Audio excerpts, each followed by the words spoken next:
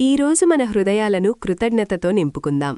కీర్తనల గ్రంథము 103వ అధ్యాయం 2వ వచనంలో దైవవాక్యం ఇలా సెలవిస్తోంది: నా ప్రాణమా, యెహోవాను సన్నుతించుము, ఆయన చేసిన ఉపకారములలో దేనినీ మరువకుము.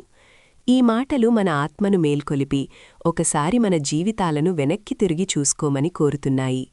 కృతజ్ఞత అనేది కేవలం ఒక భావోద్వేగం మాత్రమే కాదు, అది మన అంతరాత్మ తీసుకునే ఒక దృఢమైన నిర్ణయం.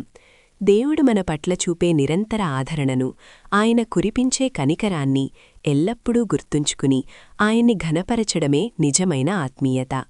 మనకు కలిగిన ప్రతి చిన్న మేలులోనూ దేవుని హస్తాన్ని చూడగలిగినప్పుడే మన జీవితం ధన్యమవుతుంది. ఇప్పుడు ఈ చిన్న ప్రార్థనలో ఏకీభవించండి. ప్రార్థన: ప్రభువా, నీ అపారమైన మంచితనాన్ని నేనెన్నడూ మరువకుండా నాకు సహాయం చేయి.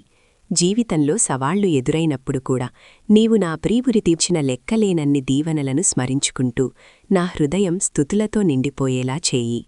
నీవు చేసిన ప్రతి ఉపకారాన్ని ఒక్కొక్కటిగా లెక్కించడం నాకు నేర్పించు. ఆమేన్.